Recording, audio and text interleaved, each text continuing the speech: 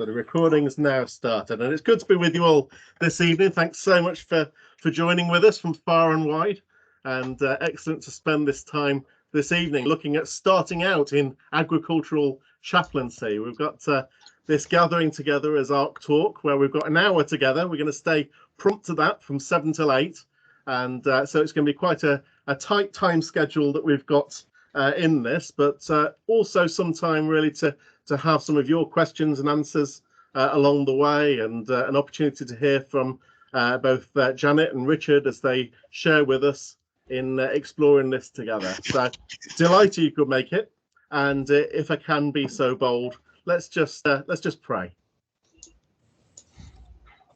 Lord Jesus, as we gather into this time together this evening, that you might be with us. You help us through this time to explore more of your ways and your work, that we might seek you and understand more of your call to each of us. We thank you, Lord, for the heart that you've instilled within us to serve your people. Be with us through this time, we pray. Into your hands. Amen. Amen. Amen. Amen. So, just by way of introducing this time, I'd like, first of all, Richard, if you could just introduce yourself and a little about the Agricultural Chaplains Association, please. Yes, good evening, everybody. It's nice to be here. Nice to see you all. I've been described as already by somebody who will remain nameless as half of the terrible twins, Matt and myself. So, yeah, I'm from the chair of the Agricultural Chaplains Association. We're a nationwide organisation, and we have somewhere just approaching 100 members throughout the country, and including Northern Ireland and Scotland and Wales. So we are very much a national organisation.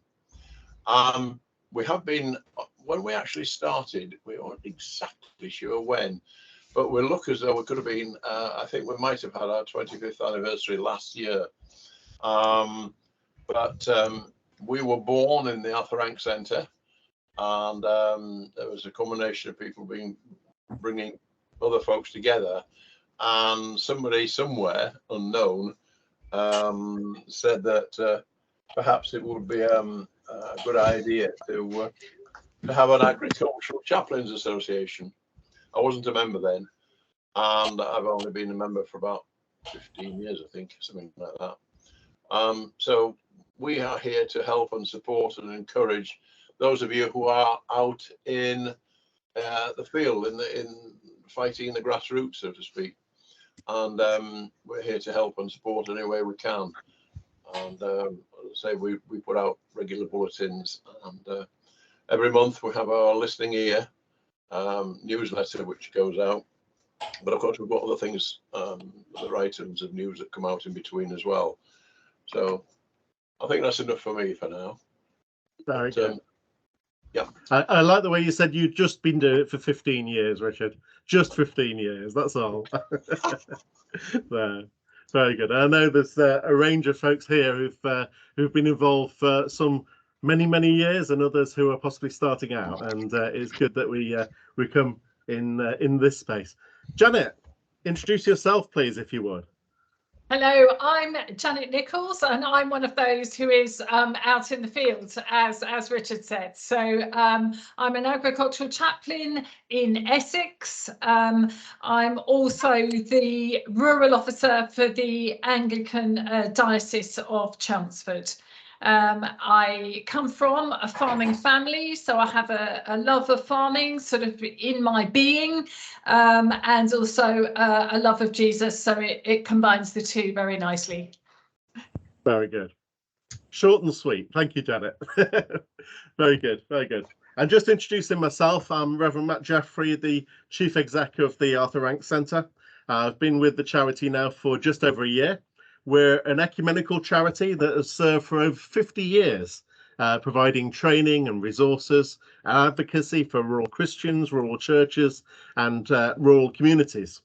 And we're passionate about rural society and believe that the church has this unique role to play in supporting rural communities, because rural communities face many challenges: isolation, poverty, lack of access to services, but they're also communities that are rich in culture, rich in heritage, and rich in resilience. We as the Arthur Rank Centre are here to help churches and Christians to thrive, and we do that through providing training and resources, including leadership training for both lay and ordained church leaders from all denominations. We're ecumenical. Training on also how to develop and deliver innovative ministry, just like this agricultural chaplaincy gathering we've got this evening, and resources on rural issues that people face, such as poverty, isolation, well-being, mental health, all very present issues that so many come across in different settings, as well as also advocating on behalf of rural communities also. We seek to be a community of support for rural Christians working in and with rural communities, offering a range of opportunities to connect together with each other, to share ideas and learn from each other. And this ARC talk is one aspect of just that. Now, through the years, as Richard said, ARC was a founder of various different organisations, including the Agricultural Chaplains Association, also FCN, the Farming Community Network that started as Farm Crisis Network, and also the Addington Fund. And along with others, we continue to work closely with these charities and delighted to see each flourish. We recognise the joy of working in partnership together. But we believe that the church has a vital role in the future of rural communities. We seek to be a place where people can come together to find that support and encouragement and make a difference in communities. And just wanted to say very quickly, just as a thing, that if you want to learn more about the Arthur Rank Centre, please visit our website, thearthurrankcentre.org.uk, and follow us also on social media. This is the end of a public service announcement. Thank you for listening. Without further ado, Richard, you're going to spend a little time, I believe, just talking with Janet about the life of an agricultural chaplain. Lead us into this, if you wouldn't mind, and have this joyful conversation together. Thank you, Janet. I heard a little bit about where you're from and what you do already. But what on earth drew you into agricultural chaplaincy? Okay, well, let's split it into two, the agricultural and the chaplaincy, I think. When I was training for ordination, like many people on that path, I was asked to undertake a placement, and I did a chaplaincy placement in a hospital. And I was really wowed, I think, by the whole experience of how very practical chaplaincy was, that I didn't have to sit in a church waiting for people to come to me. I could go and be where the people were and immediately be alongside them. And so really, once that chaplaincy placement finished, I just knew that would be a very important part of my life from then on, something to do with chaplaincy. And as I alluded to earlier, agriculture has been in my blood forever. As a young child, my father was a manager of an estate. We then moved and got a county council tenancy of a county council farm in Essex.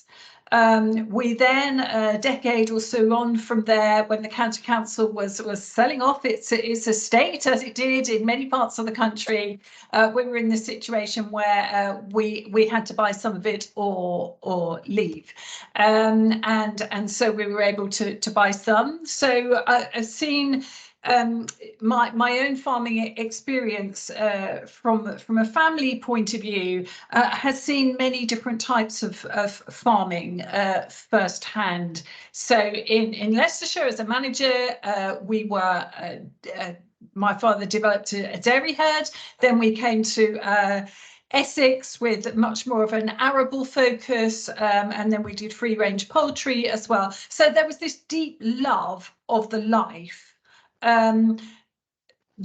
combined with understanding the real demands of a family farm, and the tensions that it brought.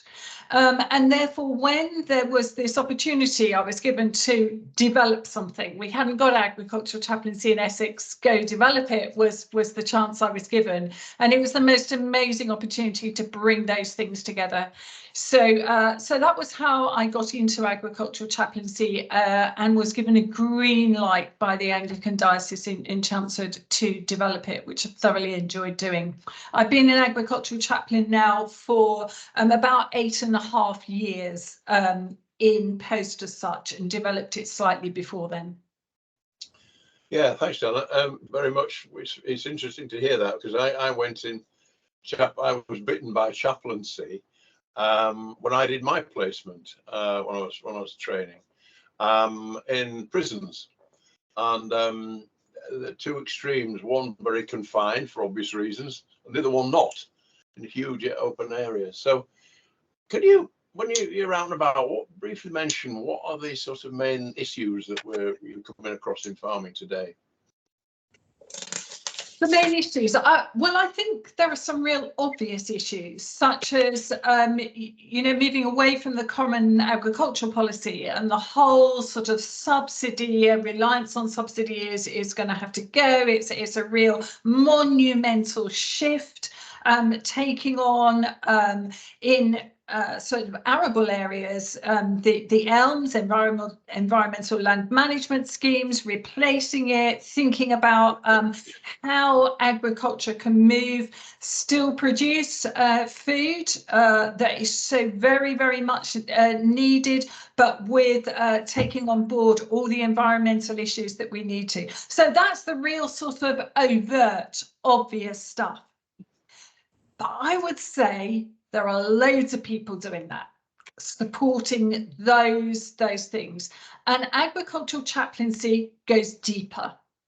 It goes to the more subtle stuff that actually results from some of those monumental changes. So as an agricultural chaplain, the changes that I feel that I become really quite involved in are the real challenging stuff that causes within families.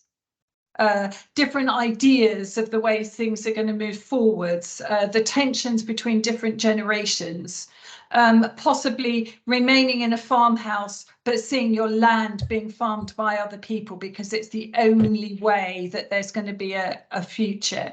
The mental health challenges that brings, some of the tragedy associated with that, the suicides. I feel those are the real subtle, under the radar things that agricultural chaplains get really involved in. Thank you. For you, what is really special about the job? What really grabs you? What's that sort of yes?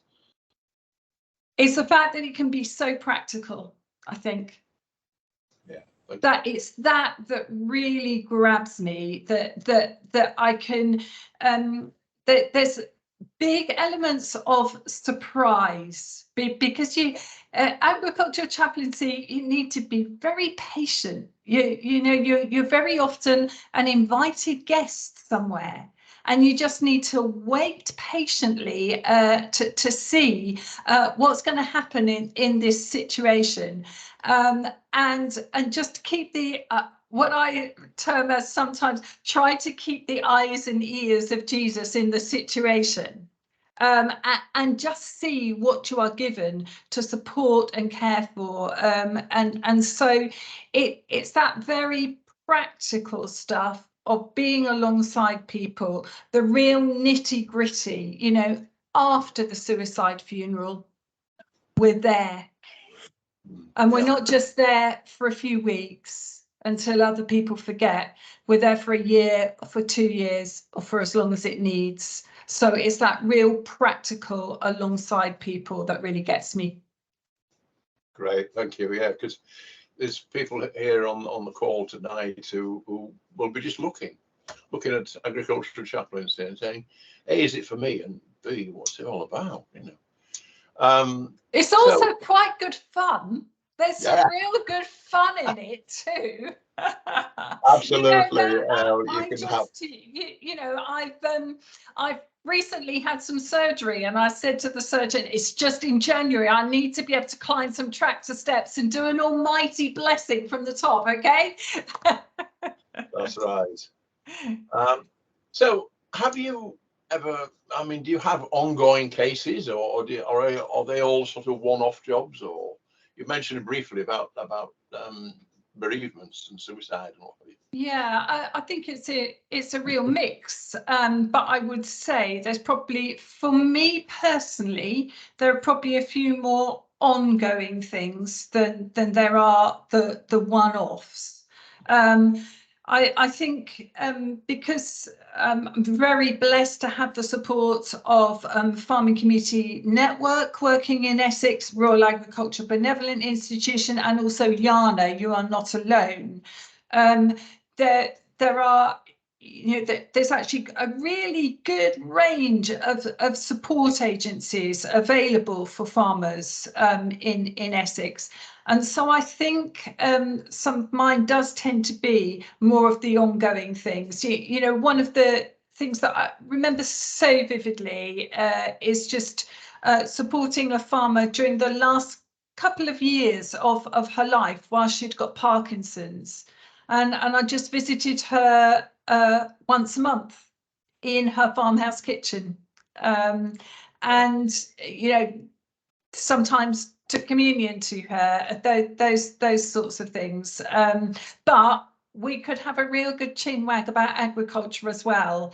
And people had sort of forgotten her a bit because her Parkinson's meant she couldn't go out anymore to the places where farmers met. So that was the chaplain coming to her because she could no longer go out.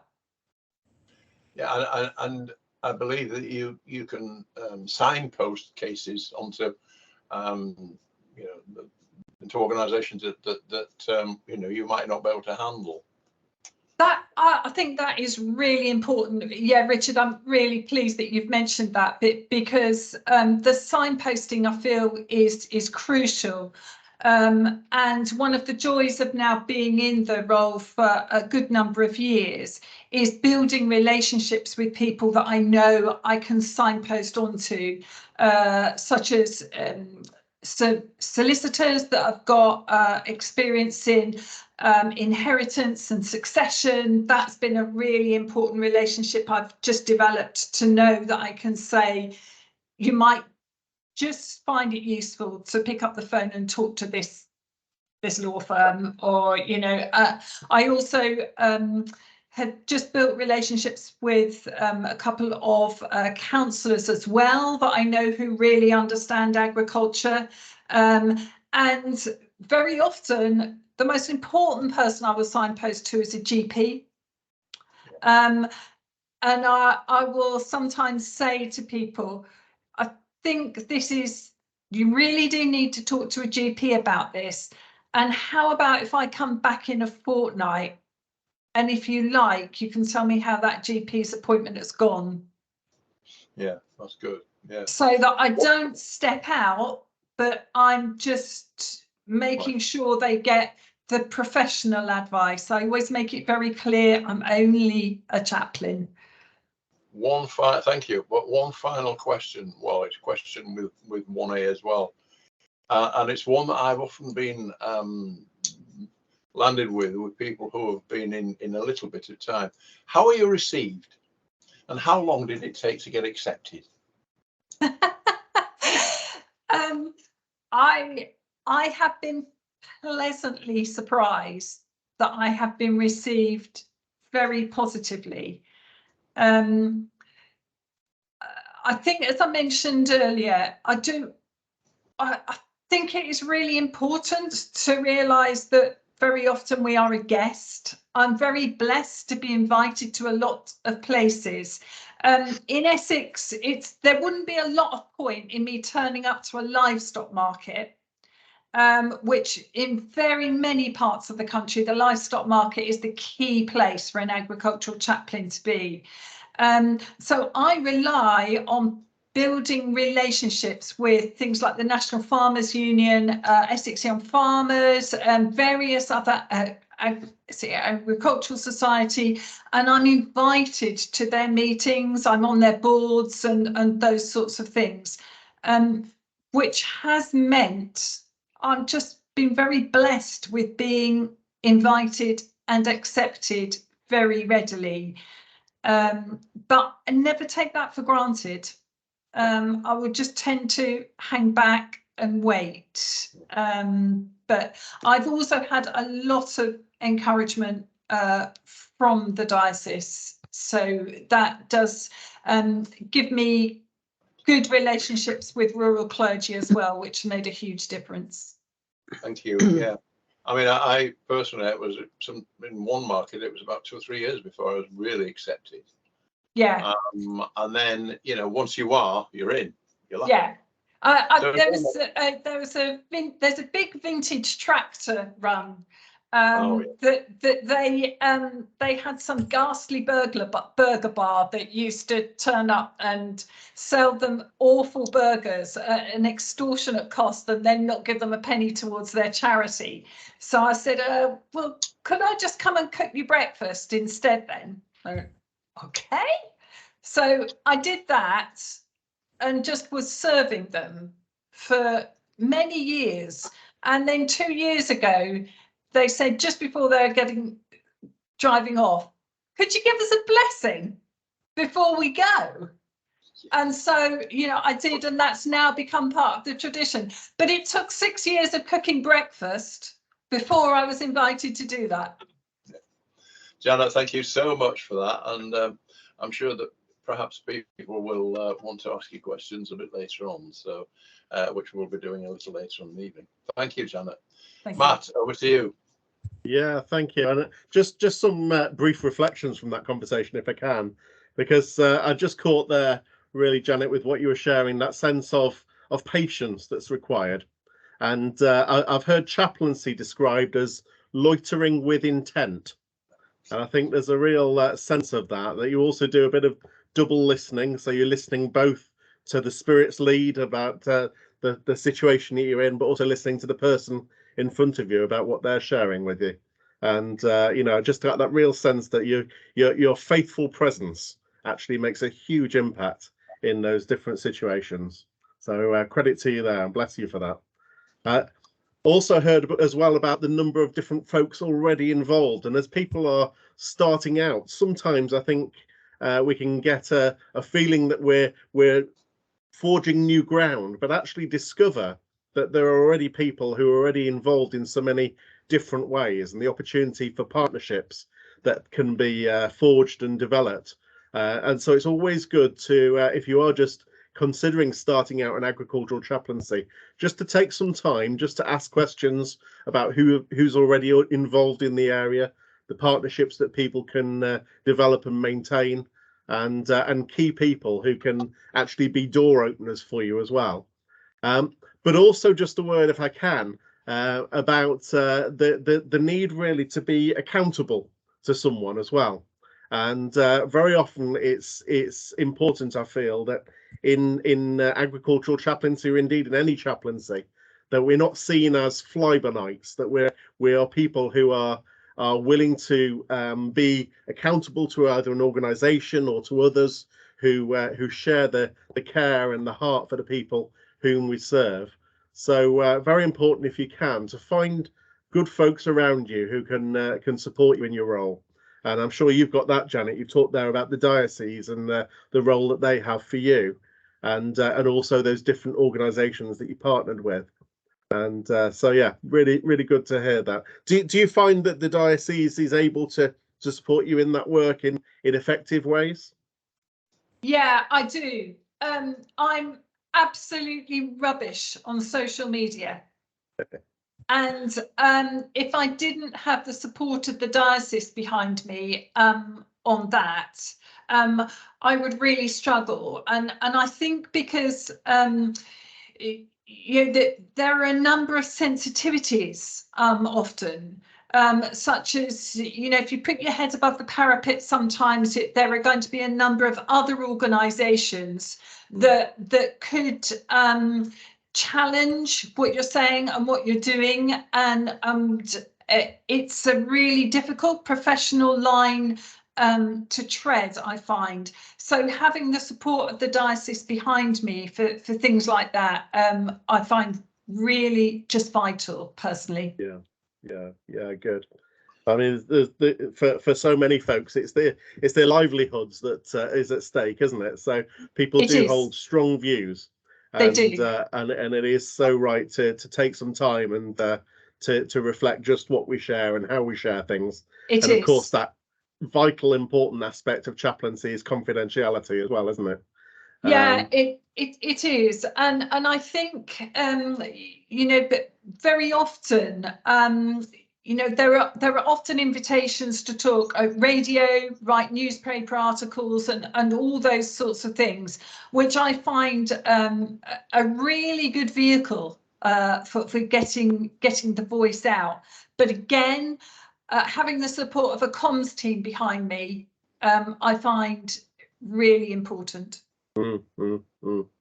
How do you manage it when difficult things are raised with you that actually leave an effect upon you, as it were? I listen very carefully rather than speak. I find that so that people, I want people to be able to have a genuine voice, and so I listen very carefully. I think all of us, though, if we're dealing with things that are really traumatic, need to have somewhere that we personally can take that. Yeah. Whether it's from a faith perspective to a spiritual director or to a pastoral supervisor. And I got to a point a few years in where I found that I really did need that. And I see someone once a month. And I find it vital. Very good. Very good. It sure is. It sure is. Lovely. Thank you, Janet.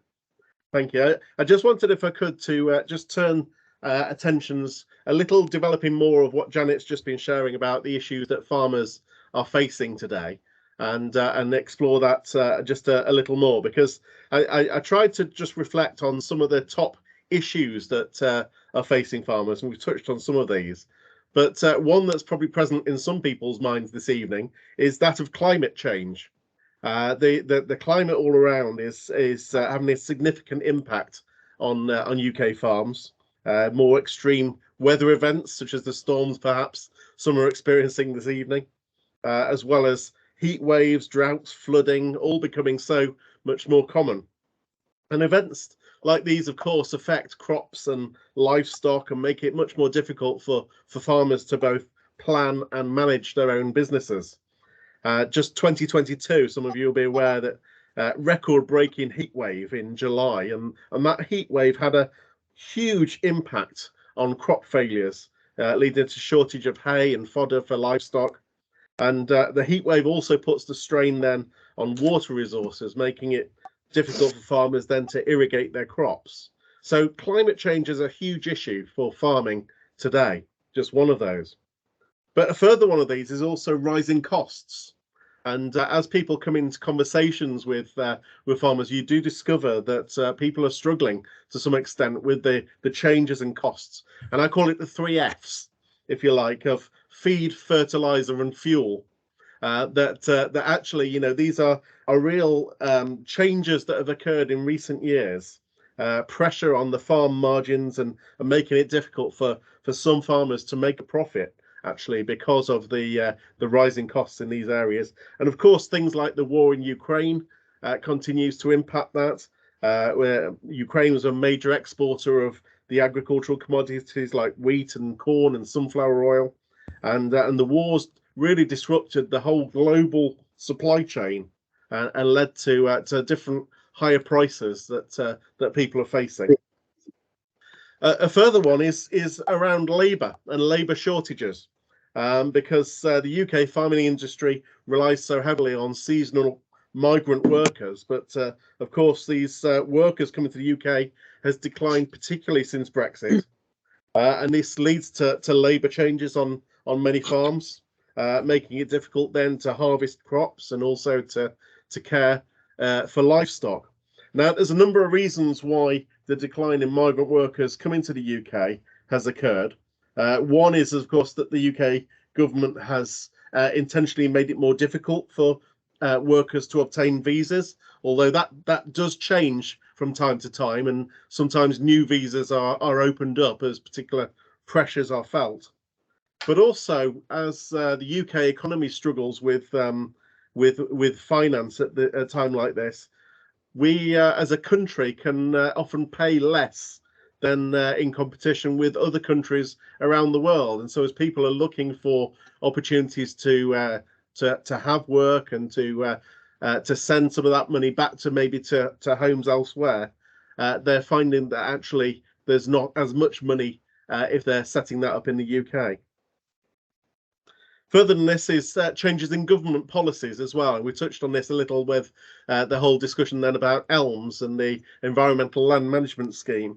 And because it's such a changing picture, it's gone through a real challenge recently, which has not been settled. The feeling is it's becoming to a bit more of a settled situation, and people are welcoming that in that situation. But the whole changes of government policy have caused some unrest. You may have seen the news today that the Environment Secretary has been changed, and this is a number, I think it's number 7 now over the past 2 years, something like that. No, not 2 years, longer than that. But anyway, it's number of people that change, and each time somebody comes in differently, they have a different sway or a different focus, and that significantly affects all of the situation there. As well as that, the environmental regs as well that people are facing. Regs on issues like pesticides and fertilizers, and all of these are designed to protect the environment, but also do add costs to farming as well. And so, you know, they can be quite expensive to implement for farmers, reducing the amount of land that farmers have available for growing crops as well in some ways. And then just one final thought really to reflect upon is that of public perception. And it's an interesting one, because farmers to some extent feel some pressure, I would say, from the feelings that they are almost casting aspersions upon the farming community, that people are seeing them in bad ways because of pesticides and fertilizers, because of the different ways that livestock are cared for, and the negative perception really can make it quite difficult for farmers to sell their products and recruit new workers as well. But it's always important to note that farmers are increasingly adopting sustainable farming practices. For example, many farmers now using agricultural techniques such as you know, the drones and technology that's all there as well. The way that they're doing this is trying to invest in different ways really to manage the land effectively, and also to develop in renewable energy. So you'll be aware, of course, of solar farms. As you drive around the UK, you see more of these, and some of the ingesters that there are, which is creating energy as well, and other technologies where people are seeking to reduce their environmental impacts. So just some of the issues that farmers are facing, and I think they are, if you like, the macro situations that farmers face. I think Janet was very rightly talking about some of the micro, some of the very personal situations that people are facing. And as you enter into a chaplaincy, you're hearing both of these, and it's important to be aware of these and understand some of the pressures, both of the macro, but also then how it affects the day-to-day lives and livelihoods of farmers in those situations as well. So just some thoughts to reflect upon. If I can, I'll just turn to yourself, Richard. Mm-hmm. And we've talked about chaplaincy, and I'm conscious that those who are with us this evening, some are already involved, but some are thinking about it, or some are perhaps just starting out. And I thought it'd be good to just share some thoughts on how people can commence. What are good ways to start out in agricultural chaplaincy? Well, I think the first thing that you've got to think about is agricultural and rural chaplaincy is that you've got to have a heart for countryside. You've got to have a heart for people. Our association, of which I'm involved with and chair of, we are a Christian organisation, but that doesn't mean to say that you go into markets or wherever and you start handing out tracts and what have you, because that's the quickest way sometimes to empty a market, I would have thought. But we are very much of an ecumenical organisation as well. So I would suggest that you actually, if you know one, go and see somebody, a chaplain who is working in your area. And if you don't know one, then please do come back to us, and we will, depending where your area is, we can put you in touch with one. See what they do, see how they talk to people, and talk to farmers and yourselves. One of the brilliant ways of getting to know farmers is over breakfast in a market cafe, and yeah, that doesn't do too much for your figure, I have to say, but it's a very good way of doing that. If you feel certainly within the churches in your diocese, or if you whatever, you see your archdeacon, go and have a talk to him or her, and say what you feel, how you feel, and there might be other chaplains already in that area, in which case you'd be to see them, and that would be great. But talk to, if you're in the Methodist Church, talk to the district chair, talk to equivalent people in your sort of denomination, and sort of get as much experience as you can, and never be afraid to say, actually, I thought it was going to be wonderful, but this is not for me. It can be very tiring, it can be very trying, but also you, as Janet said, you get a fantastic buzz when something goes right, and you've really helped somebody along the road. And if you can help somebody, then hey, that's what we're here for. But certainly the thing to do is to ask, and go and talk to chaplains, go and talk to farmers, because to say when you're in the post, so to speak, it's not just markets, it's farmers' kitchen tables. Janet mentioned pubs. Some of us might not have any problems about going there, but that's not a problem at all. Go and talk to agricultural dealers and say, how about if I bought some coffee into your reception here, and or they might have a coffee machine. Let's just talk to farmers over a cup of coffee.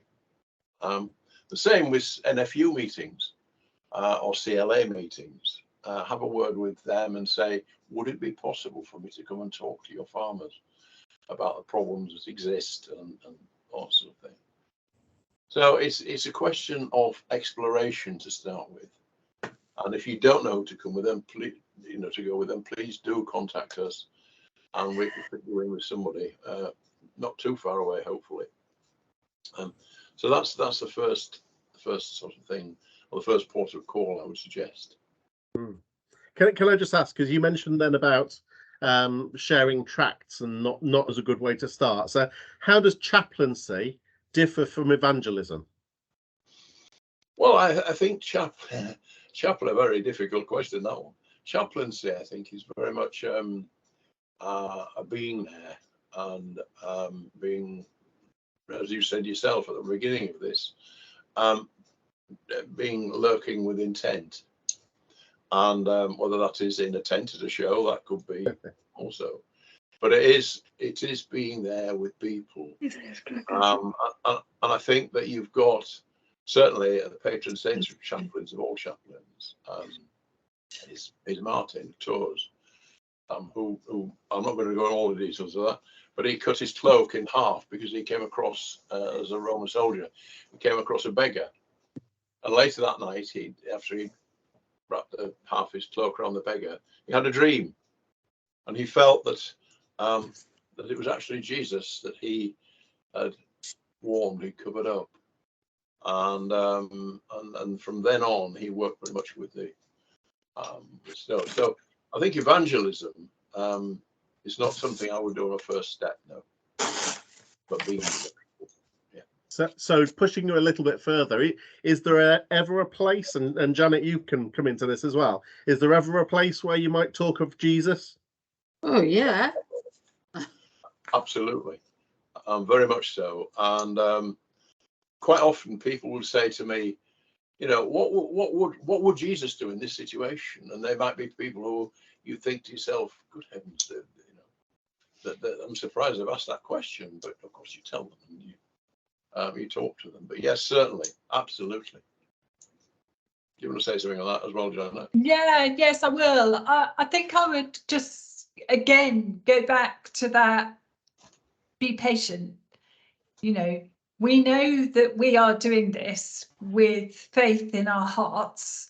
And just thinking of an example off the top of my head, of when a farm shop was opening, they asked if I could be part of the opening and give a blessing.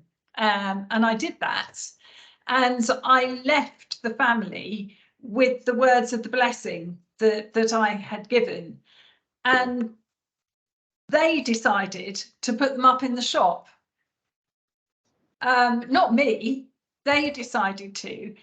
And then when COVID hit and people could still go for their food shopping, they moved the blessing to the front door so that when people were queuing outside, they could actually they could read the blessing. Wonderful. Yeah. I might disappear. My computer is telling me something about my authenticator app. So if I disappear, I will be back. Okay. Okay. We're sure you will. I think folks might want to ask you some questions afterwards, Janet, as well. Yeah, please do come back.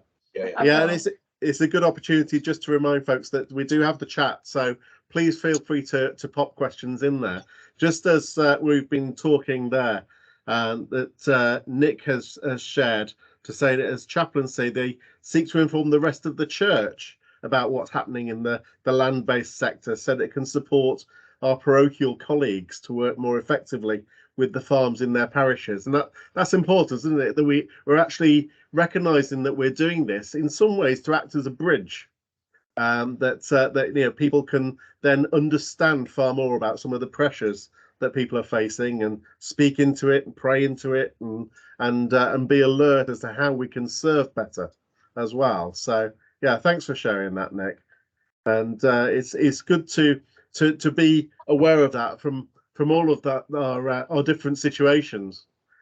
Just a further challenging question then, Richard, if I can ask you this, is chaplaincy always Christian? That is a challenging question for me. I mean, there are secular chaplains, and I have come across them, but yes, they might be caring, loving people, but I think we perhaps have something extra. I don't know.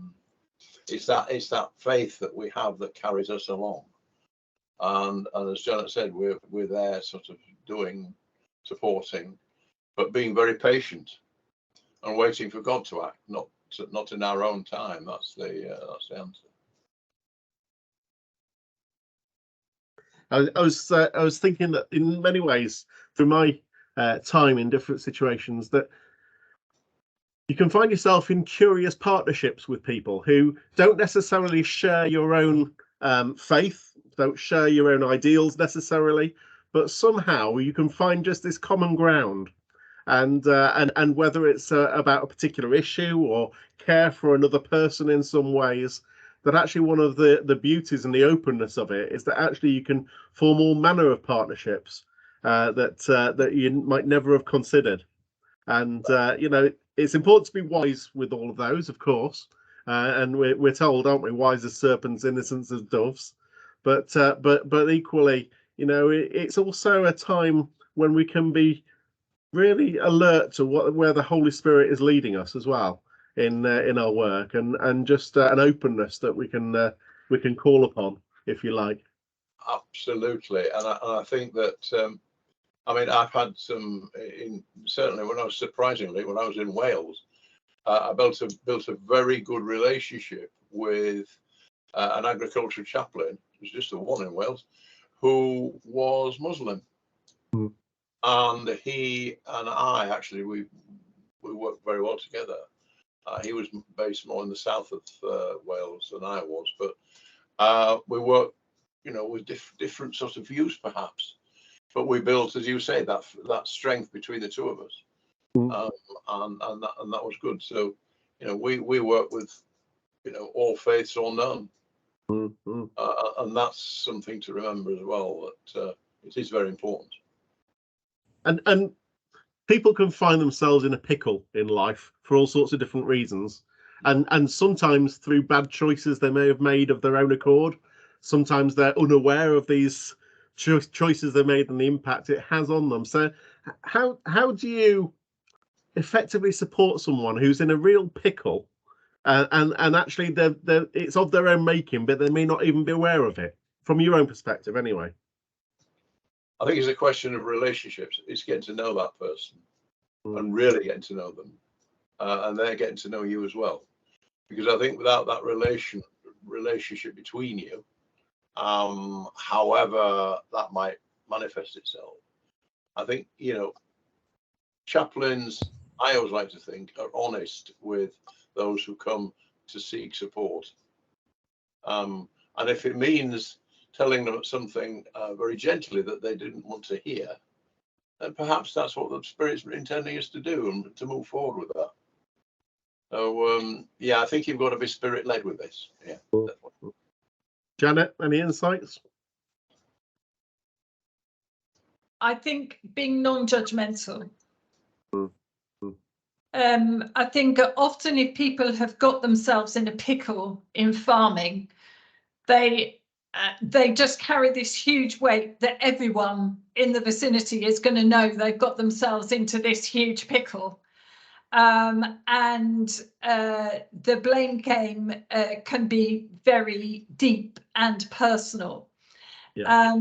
And actually just being able to share what they need to share with someone that they can trust to be completely non-judgmental, I think is a gift that we can give. Yeah. Just agreeing with that, and also being non-shockable. Actually, absolutely. I think, yeah, in some really ways, important. You know, I mean, it's the same in wider ministry as well, isn't it? But and in life, that if we can find a way to not be shocked by someone's revelation, that in many ways we set aside almost the issue and remember the person. Yeah. Then that's a key approach to it in many ways. What other, Richard, common issues might people face as they commence a chaplaincy? One of the big ones that I've found several people, I had myself, and that was being accepted. Farmers don't talk to you. They're very private people, they're very proud people of farmers, rightly so, because of the work that they do producing food for us. But they can be very suspicious. Of somebody, and I've been asked by somebody who've never spoken to me before, "You've not come to preach to us, have you?" And I said, "Well, it depends what you mean by preach."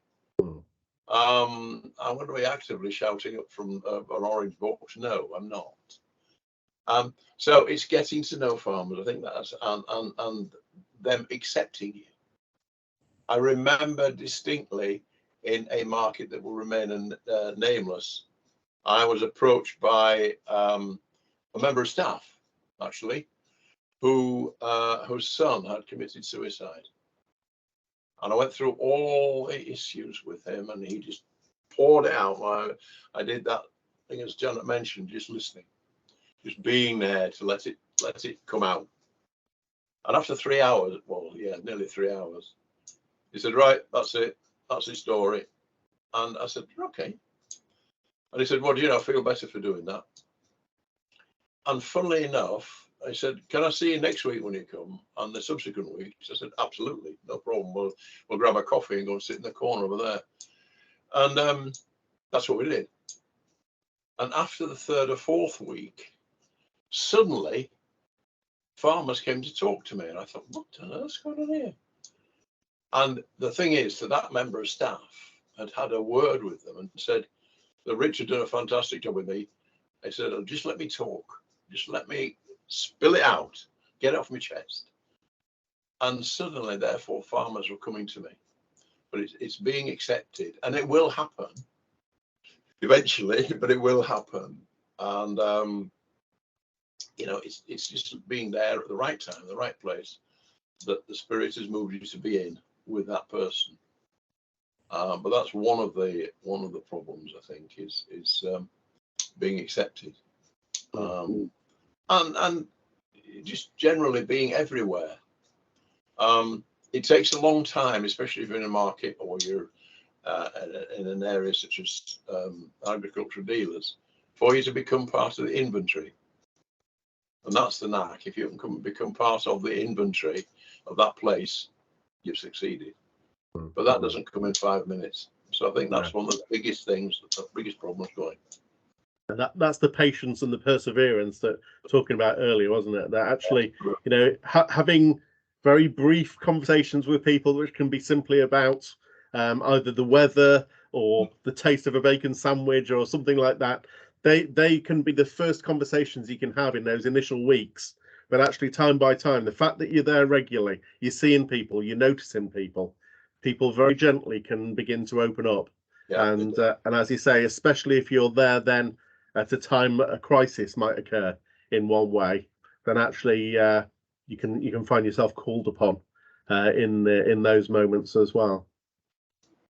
I'm conscious we're drawing time to a close in about 5 or 10 minutes, but I just wanted to give space for those who have joined with us this evening to ask your own questions or perhaps some comments as well. So if you'd like to ask anything, now's a good time to do so. David has just shared with us. Thank you, David. I think we also need to look out for a person of peace.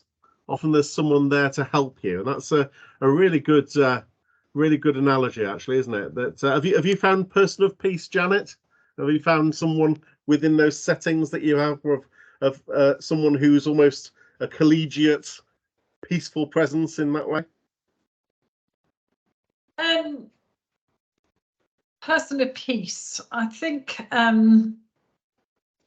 it's a really good question. I have got people that I would chat to who I know are people of peace, but I think as an agricultural chaplain, if you can leave a person who's in a difficult place with some sort of sense of peace, that is an amazing gift to be able to give. But probably more important than that is giving them the route themselves to find that peace, giving them the space to be able to explore so that they can find it themselves.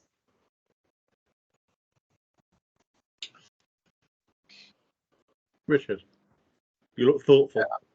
I think that's absolutely right, and I think people of peace need to be there and to create, if possible, a sort of a wall of peace to surround people, so that it allows them to open up and it allows them to talk, and shutting up as well sometimes. I mean, there's an old saying doing the rounds that has been for some years, that an agricultural chaplain, any chaplain really, was born with one mouth and two ears, and they should use them in that order. And I think that you know, two ears are very important. So I think, yes, surrounding them with that peace is very important. Yeah. So Alan has asked the question, and I noticed, Alan, you just dropped out and maybe came back in as well. But you asked the question, you know, about how we discussed accountability, and should we be encouraging people to explore agricultural chaplaincy in isolation, whatever form it takes. I think in some ways that was almost the point that I was making, that we really shouldn't be doing this in isolation, that we really need to find the right level of accountability, the right people around us, people who can say very clearly to us and rightly whether we're the right person to even be doing it in the first place. Right. Because people can have very good intent but not necessarily be the right person to be a chaplain, and that's hard to hear. And so we need to have trusting relationships with people who can speak into our lives and speak into the truth. And it is vital. I think, Janet, you were saying, weren't you, about finding the different people who can comment upon these things and really support you in thinking this through. Yeah, I think that accountability is really important. That perspective that you're giving out. The other thing that I think we do need to be aware of as well is accountability for our own personal safety. That, you know, we are often lone workers going onto farms that might be in isolated areas, maybe with someone who is on his or her own in a vulnerable position. So, you know, all that sort of backup support that is another dimension of accountability is really important. So I always have someone that knows where I am. Yeah, that's very good. And if I'm going into something that could be potentially difficult, I will phone my husband as I'm going in and as I'm coming out. That's good. That's good. You know, just those things are really important. And Nick's just extended this a little bit as well by talking about safeguarding and DBS checks and those sorts of things as well. And they are absolutely right that we need to ensure that just because we might feel that we're we're safe people, we're okay, there's nothing wrong about us, doesn't mean that we don't have those important DBS checks behind. And so finding an organisation that can do that so that we can show that to the different people that we're going to be spending time with that actually we come from a place of service that has been thoroughly and appropriately checked out, but also thinking about the safeguarding measures as well. I mean, you've talked there about lone workers, you're absolutely right, but safeguarding goes beyond that of ourselves as well, doesn't it? Yes. And sometimes people can reveal things to us that we need to have thought to as to how we're going to manage and handle those things. So for each of the different situations people might find themselves in different parts of the country, my hope is that there would be organisations that we can join in with and join alongside. And I'm just going to promote now the Agricultural Chaplains Association and say join up with them too, because they can often steer people and offer good guidance and advice as well about how to do things on your own hat. Richard, you're keen to share something. Go for it. Keen to get in. Basically, with regard to safeguarding, of course, if it's done on, in liaison with the church, then you would certainly have to do level 3 safeguarding. And I would countenance very strongly chaplains not going out at all on their own, certainly, unless they've done that. And they've also done the DBS for obvious reasons. Yeah. So I think that's absolutely right. But I think that being accountable through your church as well. That's so that they know where you are, because you need to be covered. You need to be covered for insurance and all sorts of things. So that's very important. Yeah. There's just some other comments coming in. I'm just going to share. So Eddie's shared about how he started going to market with a collar on when he knew farmers who already knew would be there, and continued to go for 5 months before approaching the market management to ask if they wanted an official chaplain. And by this time, both they and the farmers knew him. So in this sense, it's a good way, isn't it? That actually, you've almost built up some folks who know and trust you. So when you then ask the question, there's support there. Angela coming with a really important one that I love there, saying chocolate opens many doors in farming chaplaincy too. What better message is there as we draw close to Christmas that chocolate can be a part of it? But any sort of offering, chocolate, bacon sandwiches, the opportunity to serve someone a coffee. Sometimes it's just that simple offering or service that actually can really speak into a relationship where you're saying, you know, I'm here to serve you, I'm here to offer something to you, and it's not a forced push in any way as well. And just one comment that's just come up from Richard saying, last December we had the first carol service at the market after the fat stock sale and before the Christmas poultry auction, for about 20 minutes, and coffee and mince pies were also on offer. Absolutely, that's always good. It was well received by farmers and by others who come to buy poultry, but it was after 2 years of gaining trust of both farmers and auctioneers. Yeah, that patience again, isn't it, in all of that. So we're drawing to a close. I just want to thank yourself, Janet, for all that you've shared with us this evening, and bless you in your ministry as you continue in your role as chaplain. Thank you for the important work that you're doing there, and the way that you're serving Jesus through your care and diligence and love that you share, and your openness to the Spirit's leading. So blessings upon you, many blessings, and for yourself, Richard, for the Agricultural Chaplains Association, and just helpful. Can you talk with people now about how people can join up with the ACA? Yes, if they go onto our website, they'll find a lot of information. If they don't know the part, give it to it. It's www. Agri Chaplains, AGRI chaplains.org.uk. agrichaplains.org.uk. Go on there. If you can't get through for any reason, just put in Agricultural Chaplains in Google and it will lead you to our site. There's a fair bit of information. There's our contact numbers there. If you have any questions, please be in touch. There's an application form on there. So, yeah. Nick's just shared the actual Agri Chaplains website on the chat as well. So thanks for sharing that, Nick.